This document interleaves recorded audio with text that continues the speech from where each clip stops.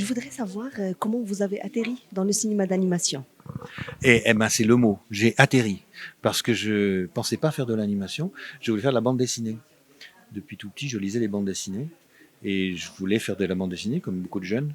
Et j'ai été donc j'ai fait regarder les écoles. Il n'y avait pas d'école de bande dessinée. J'ai passé les concours des écoles un peu artistiques. J'ai raté et pas mal d'écoles. Et la seule école que j'ai réussi, c'était les Gobelins, qui est une toute petite école, mais vraiment pas du tout connue à l'époque, comme maintenant c'est très très connu. Et donc j'ai été en me disant, oh, bah, je vais faire c'est des dessins animés, mais je savais pas vraiment. Effectivement, on m'avait dit que c'était le dessin animé, mais pour moi, dessin animé, bande dessinée, c'était pareil, c'était des petits bonhommes. Je voulais dessiner des petits bonshommes, faire des histoires avec des petits bonshommes. Et j'ai été au Gobelin et quand j'ai vu mon premier film avec les dessins qui bougent, ça m'a très impressionné, vraiment. Je me suis dit, ah, c'est l'animation, c'est très bien, c'est super bien. J'ai continué jusqu'à maintenant. Et depuis, c'est une grande histoire qui s'est tissée avec le cinéma d'animation et qui vous a conduit aux États-Unis.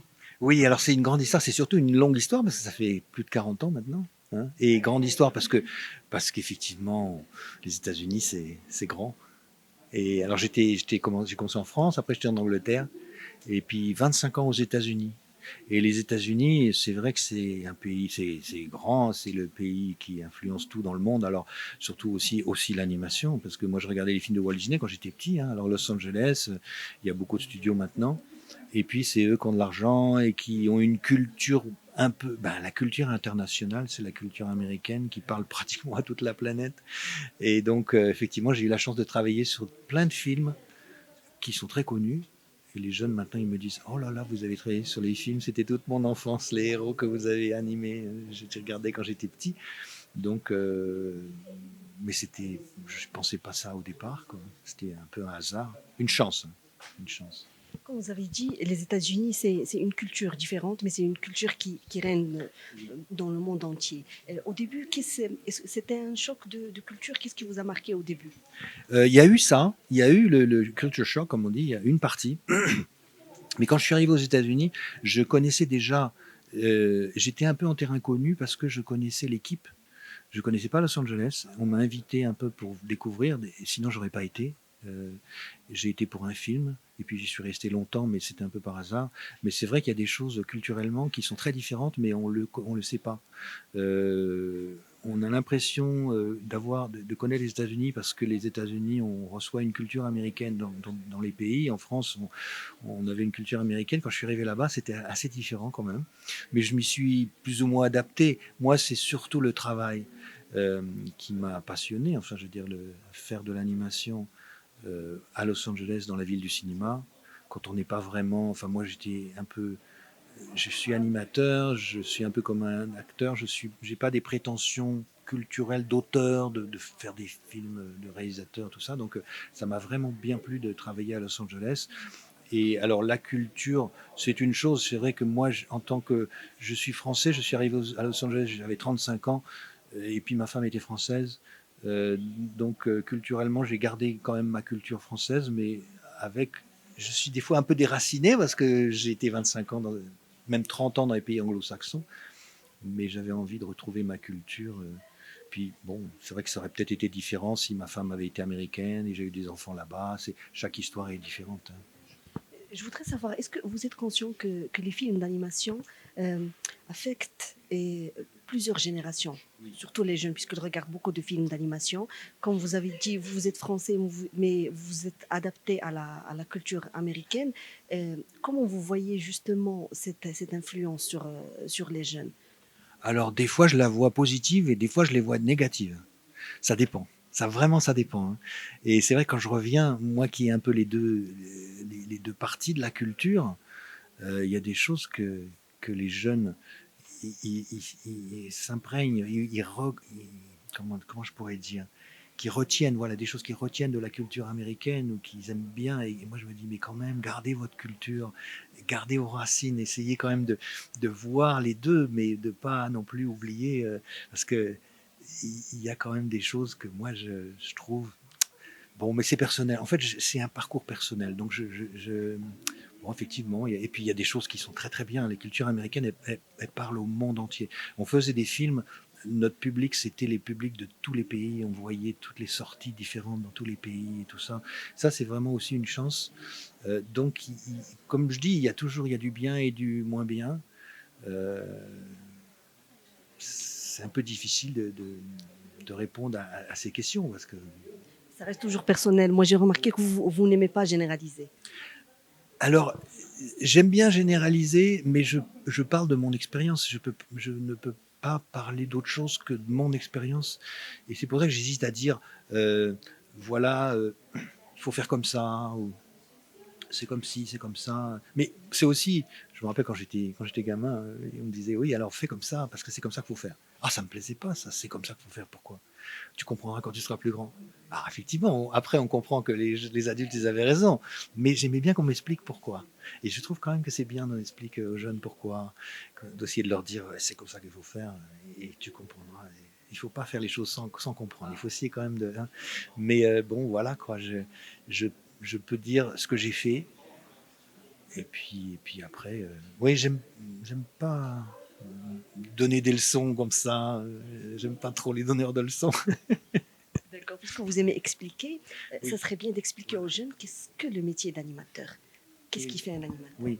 Ah, alors ça, c'est compliqué comme question parce que c'est très technique. Je te fais une masterclass tout à l'heure. Je vais un peu expliquer ça, oui, comment un animateur. Il y a le côté technique, puis il y a le côté aussi humain et un peu de la personnalité. Quand on est animateur, il faut être très ouvert d'esprit et avoir un esprit d'équipe, beaucoup. Il faut être très tolérant. Par exemple, un dessinateur de bande dessinée, bon ben, il est solitaire. Hein. Bon, alors c'est la différence. Quand on travaille dans le dessin animé, alors dans ma partie du dessin animé, qui est un travail collaboratif, parce qu'il y a des gens qui font des films tout seuls aussi, des films d'auteur. Hein. Mais moi, je trouve que l'animation, ce qui m'intéressait, et c'est pour ça que je me suis un peu plus épanoui dans l'animation. A posteriori, je me demande si la bande dessinée, peut-être, c'était pas pour moi, parce que j'aurais été trop solitaire. Pour travailler dans le dessin animé et surtout dans l'animation, il faut, enfin dans l'animation de personnages, hein, parce que moi c'est ce que je fais, il faut avoir l'esprit d'équipe. Voilà, il faut essayer de bien communiquer, de pas avoir trop, de comprendre l'opinion des autres. C'est un échange, quoi.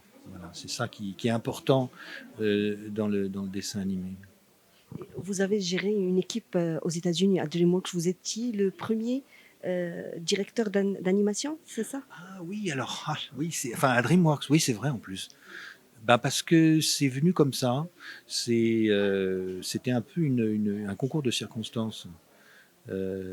C'est parce que ils m'ont appelé directeur de l'animation, ils avaient besoin de quelqu'un, mais c'était vraiment des circonstances. J'ai pas le temps d'expliquer pourquoi, mais j'ai eu un poste de directeur d'animation sur 2 films en 2D à l'époque, et puis après ça a continué sur les films en 3D, mais le poste a un peu changé J'ai quand même aussi eu la chance de pouvoir avoir des postes un peu différents, c'est-à-dire animateur, superviseur d'animation, directeur d'animation, puis après superviseur, puis j'ai été en fonction des films, j'avais des positions différentes qui m'ont permis de conserver un contact avec le savoir-faire, de continuer à mettre les mains dans le cambouis, si on peut dire, c'est-à-dire de continuer à animer des films comme je faisais quand j'avais 25 ans. Donc voilà, moi mon métier c'est vraiment animateur, c'est faire bouger les personnages, c'est donner la vie aux personnages, à des personnages, voilà, c'est ça que j'aime bien faire. Et après, il y a maintenant le retour en France et vous travaillez avec Netflix. Qu'est-ce que vous faites exactement? Alors là, j'ai changé un petit peu. Jusqu'à maintenant, les derniers 2 ans, je supervisais. Bon, je dis superviser. Sur certains projets, c'est plus un travail. Je fais un travail de consulting, de mentoring,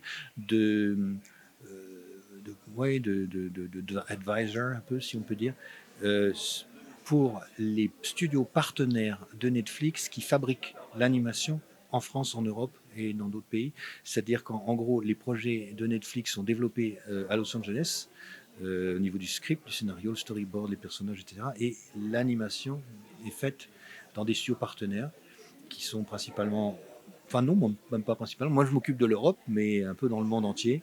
Donc, je m'occupe de superviser l'animation sur des studios qui fabriquent les produits Netflix. Maintenant, je en fais de moins en moins parce qu'il y a tellement de studios. Pendant toute ma carrière, j'ai travaillé sur des projets ponctuels Mais je faisais un projet pendant un an sur le même film. Puis là, depuis 2 ans, je travaillais sur 25 projets en même temps, mais très courts. Des fois, c'était quelques jours, des fois, c'était quelques mois, et puis tout en même temps et tout ça. Alors, c'était bien. Là, j'ai demandé à me concentrer un peu plus sur un seul projet. Donc, je suis de retour sur Astérix. C'est ce que j'ai appris quand j'étais. J'ai appris à lire dans Astérix, j'ai appris à animer sur les films d'Astérix. Et maintenant, c'est un retour. La boucle est bouclée. Ça Voilà, c'est ce que j'allais dire exactement. La boucle est bouclée avec Astérix. Voilà, c'est la boucle est bouclée avec Astérix. Et en plus, je travaille avec Alain Chabat, qui était un peu enfin, c'était mon idole quand j'étais adolescent.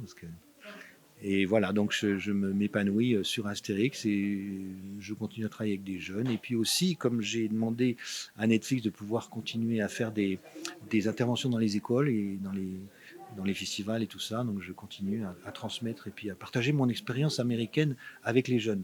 Et ça, c'est vrai que je me rends compte qu'ils ouvrent des grands yeux salés, ils ont des étoiles dans les yeux parce que ça fait rêver. Il y a le rêve américain. Moi, je ne l'ai jamais eu, le rêve américain, mais ça fonctionne encore très très bien, très très fort. Mon FICAM, moi j'ai vu tout à l'heure le jeune qui était vraiment émerveillé par votre expérience et qui voulait tout apprendre de vous. Et dans ce cadre, je voudrais savoir si vous n'envisageriez peut-être pas donner plus aux jeunes Marocains, peut-être aux jeunes Africains, parce que le cinéma d'animation est en plein développement ici au Maroc. Oui, moi j'adorerais, hein. J'adorerais moi donner plus au cinéma marocain. On m'a dit la même chose. J'étais à Édimbourg la semaine dernière. Ils m'ont dit, vous savez, et j'ai rencontré plein d'étudiants écossais. Je ne savais pas qu'il y avait autant d'écoles en Écosse. Ils m'ont dit pareil. Et moi j'ai dit oui. Alors là, je dis oui, mais il ne faut pas que je dise oui à tout le monde parce que sinon j'aurais plus le temps. Vous êtes tout le temps partant pour le partage, Oui, pour la formation. Et on peut dire que ça aide aussi les jeunes, ce réseau qu'ils constituent avec des grands noms comme vous. C'est important dans le cinéma d'animation. Exactement. C'est très important de pouvoir entretenir des relations et de pouvoir. Alors oui, effectivement, c'est un réseau. Je vous rappelle quand les Américains, ils venaient, non, les Français, les journalistes, ils nous parlaient de la French Touch. Oh, alors moi je disais c'est la French Connection. Alors ça leur plaisait pas parce que c'est pas très. Mais les connexions sont importantes. Le réseau, c'est vrai que c'est important. Et les jeunes, ben maintenant sur Internet et tout ça, c'est très facile. Alors des fois ils osent pas trop. Moi je leur dis quand ils me posent des questions, ils disent ah oui comment on intègre un studio américain, comment on peut trouver du travail chez DreamWorks, comment on fait.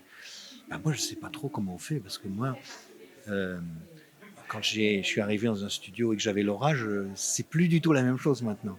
Alors je leur conseille de trouver sur Internet quelqu'un de l'orage qui a intégré un studio américain depuis pas très longtemps et ils essayent de prendre le contact. Et cette personne qui sera de l'orage est si tellement fière d'avoir, pour un peu que ça soit quelqu'un d'Afrique, imaginez qu'il y a un Marocain qui est junior animateur chez Disney ou Pixar. Il va être tellement content de donner toutes les ficelles, tous les trucs aux gens qui sont restés au pays qu'ils vont avoir toutes les informations, comment avoir un visa, comment trouver, comment avoir son permis de conduire, comment faire tout ça, comment travailler aux États-Unis. Moi, je ne sais pas tout ça parce que je suis trop âgé maintenant. Mais quand même, vous donnez le conseil aux jeunes. Je donne les conseils que je peux donner, voilà. Mais les conseils, encore une fois, euh, mon, si on peut dire mon mentor, mon héros quand j'étais petit s'appelait André Franquin qui dessinait Gaston Lagaffe en Belgique. Et c'est grâce à lui que j'ai vraiment eu envie de faire ça. Il disait, faut pas trop écouter les conseils des dessinateurs parce que en fait, ils savent pas trop comment ils font. Et en fait, on sait pas comment on fait. Donc, c'est un peu présomptueux de donner des conseils. Ça me gêne un petit peu des fois de donner des conseils, mais je sais que les gens sont friands de conseils. Euh, donc je leur dis ce que je fais, je leur dis dans la mesure de mes moyens. Hein, parce que c'est un métier pour moi, c'est le plus beau métier, c'est un des plus beaux métiers, l'animation. Je fais ça depuis 40 ans, j'ai toujours autant la pêche pour le faire, autant de plaisir à le faire. Oui, oui, oui, c'est vraiment, les gens, je leur dis, vous avez choisi le bon métier. Hein. Voilà. Vous aimez voir les films d'animation sur les plateformes de streaming ou en salle de cinéma? J'avoue que je devrais le faire plus, mais je ne le fais pas parce que j'ai pas le temps. Et je continue à avoir de l'animation, moins qu'avant. et moins de cinéma. Je vois surtout beaucoup de films d'animation dans les festivals. Je suis membre de l'Académie des Oscars à Hollywood. J'essaie d'être un membre actif et de vraiment voir des films, ce qui est très difficile parce que j'ai pas le temps. Mais voilà, je découvre toujours des pépites d'animation. Mais il y en a tellement maintenant des films d'animation, il y en a des milliers dans le monde entier. Il y a presque un film de long métrage d'animation qui sort toutes les semaines, donc ou même plusieurs fois par semaine, et il y a des tas de films. Et c'est très difficile comment dire, il faut vraiment être curieux, il faut avoir le temps, puisque les choses qui viennent à nous sont des choses qui ne sont pas les plus intéressantes. Et il faut avoir le temps. Et je dis aux jeunes, prenez du temps pour aller vers les choses qui sont intéressantes, plutôt que de laisser les choses venir à vous en regardant sur l'arrêt de bus, il y a la photo du dernier Disney, l'affiche. Oh ben on va aller voir ça, puisque allez, c'est là, on va aller voir. Mais il y a tellement de films qui sont intéressants, qui n'ont pas les moyens d'être connus. Il faut juste chercher, exactement, il faut chercher. Justement, en parlant des films qui sont projetés dans les festivals, qu'est-ce que vous pensez des films programmés dans le FICAM? Je les ai pas vus. Désolé, je les ai pas vus, j'ai pas eu le temps. Moi, je suis arrivé hier, je repars demain. Et en plus, j'ai des tas de trucs à voir. Là, on va voter aux Oscars. Là, il faut voter avant avant la fin de cette semaine, de la semaine prochaine. Et donc, j'ai pas vu de film de FICAM. Mais il faut que je demande les liens pour les voir. J'aimerais bien, hein. Je ne sais pas combien il y en a, si c'est des courts-métrages, les longs-métrages. Je vais demander à Beyoud là, qui me donne la liste avec les liens et que je regarde. Là, voilà, je vais faire ça, c'est ma prochaine mission.